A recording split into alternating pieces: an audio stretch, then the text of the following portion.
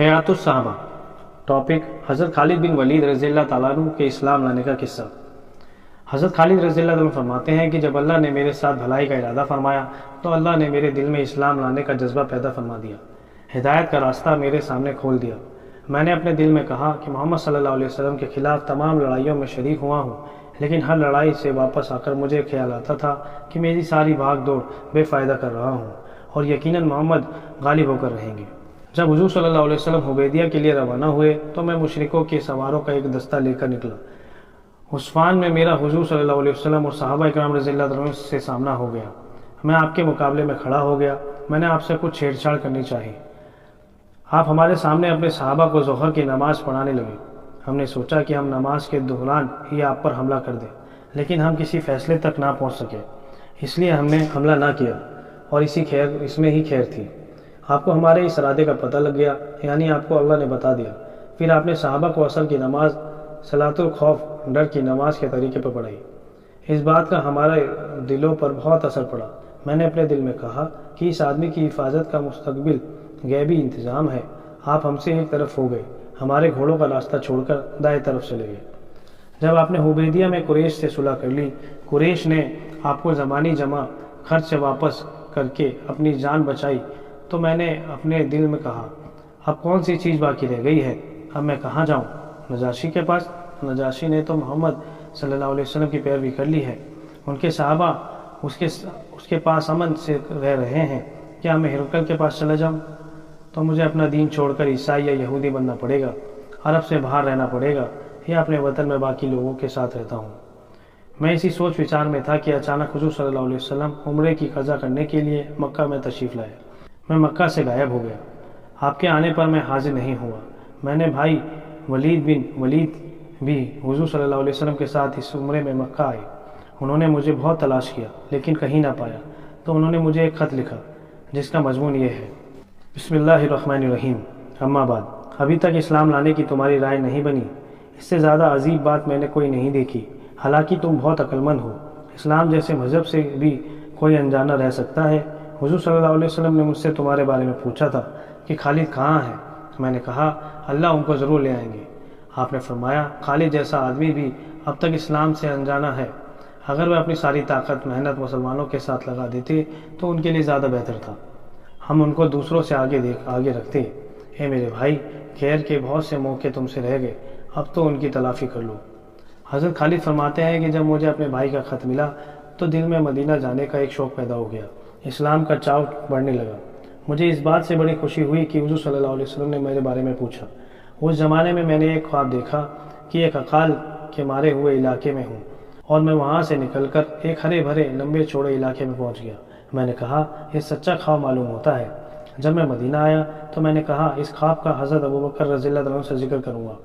میں نے ان سے اس خواب کا ذکر کیا۔ انہوں نے بتایا کہ علاقے کی تنگی سے مراد وہ شرک ہے جس میں تم پڑے تھے۔ اس تنگ علاقے سے نکلنے سے مراد اللہ کی طرف سے اسلام کی ہدایت کا مل جانا ہے۔ جب میں نے حضور صلی اللہ علیہ وسلم کی خدمت میں حاضری کا پکا ارادہ کر لیا تو میں نے سوچا کہ حضور صلی اللہ علیہ وسلم کی خدمت میں حاضری کے لیے کس کو اپنے ساتھ لوں۔ اس سلسلے میں صفوان بن امیہ کے پاس گیا۔ میں نے اس سے کہا اے ابو وہب، کیا تم دیکھتے نہیں کہ ہم کس حال میں ہیں؟ ہماری تعداد داڑوں کی طرح سے کم ہوتی جا رہی ہے۔ محمد صلی اللہ علیہ وسلم عرب و اعظم پر غالب آتے جا رہے ہیں۔ میرا خیال یہ ہے کہ ہمیں محمد صلی اللہ علیہ وسلم کی خدمت میں حاضر ہو کر ان کی بات مان لینی چاہیے، کیونکہ محمد کی عزت ہماری عزت ہے۔ لیکن صفوان نے سختی سے انکار کر دیا، کہا کہ میرے علاوہ اور کوئی بھی نہ بچا تو میں بھی ان کی پیروی ہرگز نہ کروں گا۔ میں اسے چھوڑ کر چل دیا۔ میں نے کہا اس آدمی کے بھائی اور باپ کو بدر میں قتل کیا گیا تھا، اس لیے یہ نہیں مان رہے۔ پھر میری اکرمہ بن ابو جہل سے ملاقات ہوئی۔ میں نے ان سے بھی وہی بات کی جو صفوان بن امیہ سے کی تھی۔ انہیں صفوان بن امیہ جیسا جواب دیا۔ میں نے ان سے کہا میری اس بات کو چھپائے رکھنا۔ انہوں نے کہا اچھا، کسی کو نہیں بتاؤں گا۔ پھر میں اپنے گھر گیا، اپنی سواری کو تیار کیا، میں اس کو لے کر چل پڑا تو راستے میں میری ملاقات عثمان بن طلحہ سے ہوئی۔ میں نے کہا یہ میرا دوست ہے، لاؤ اس سے بھی اپنی بات کر کے دیکھوں۔ پھر مجھے خیال آیا کہ اس کے باپ دادا بھی مسلمان کے ہاتھوں قتل ہو چکے ہیں، تو ان سے ذکر کرنے کو مناسب نہ سمجھا۔ پھر میں نے کہا ان سے ذکر کرنے میں کیا حرج ہے، میں تو اب جا ہی رہا ہوں، اس لیے اسلام کے خلاف ہماری محنت کا جو نتیجہ نکل رہا ہے میں نے ان کو بتایا۔ میں نے یہ بھی کہا ہماری مثال اس لومڑی کی سی ہے جو کسی سوراخ میں گھس گئی ہے، تو اگر اس سوراخ میں ایک ڈول بھی پانی ڈال دیا جائے تو لومڑی کو نکلنا پڑے گا۔ پہلے دونوں ساتھیوں سے میں نے جو بات کی ایسے ہی اس نے بھی کی، وہ فوراً مان گئے۔ میں نے ان سے کہا میں آج ہی جانا چاہتا ہوں، میری سواری فج نامی جگہ پر تیار بیٹھی ہے۔ ہم دونوں نے آپس میں مکہ سے باہر یاجوج نامی جگہ پر اکٹھا ہونا طے کیا۔ اگر وہ مجھ سے پہلے وہاں پہنچ گئے وہ میرا وہاں انتظار کریں گے، میں ان سے پہلے پہنچ گیا تو میں ان کا انتظار کروں گا۔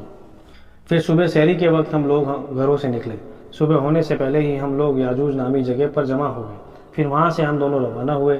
جب ہم حدا نامی جگہ پر پہنچے تو وہاں ہمیں عمرو بن عاص رضی اللہ تعالیٰ عنہ ملے۔ انہوں نے کہا تم لوگوں کو خوش آمدید۔ ہم نے کہا تم بھی خوش آمدید ہو۔ انہوں نے پوچھا کہاں جا رہے ہو؟ ہم نے کہا تم گھر سے کس ارادے سے چلے ہو؟ انہوں نے کہا آپ لوگ گھر سے کس ارادے سے چلے ہیں؟ ہم نے کہا ہمارا ارادہ تو اسلام میں داخل ہونے کا ہے اور محمد صلی اللہ علیہ وسلم کی پیروی کا ہے۔ انہوں نے کہا میں بھی اسی وجہ سے آیا ہوں۔ ہم تینوں ساتھ ہو لیے مدینہ جا پہنچے۔ حرہ میں اپنی سواریوں میں بٹھا دی۔ حضور صلی اللہ علیہ وسلم کو ہمارے آنے کی خبر ملی، جس سے آپ صلی اللہ علیہ وسلم بہت خوش ہوئے۔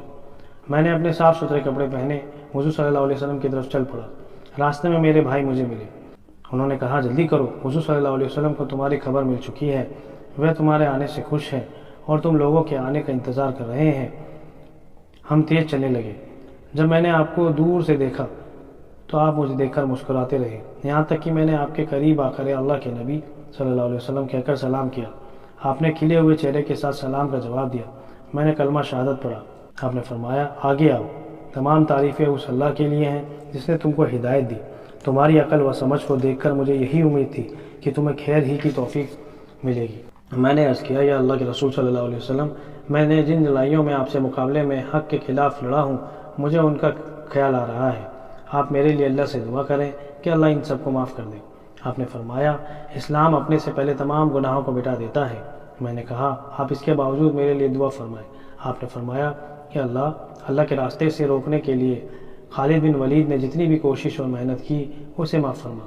پھر حضرت عثمان اور حضرت عمر رضی اللہ تعالیٰ عنہ آپ سے بیعت ہوئے۔ ہم لوگ سفر 8 ہجری کو مدینہ آ گئے تھے۔ اللہ کی قسم ضروری اور مشکل معاملوں میں حضور صلی اللہ علیہ وسلم اپنے صحابہ میں سے کسی کو میرے برابر قرار نہ دیتے تھے۔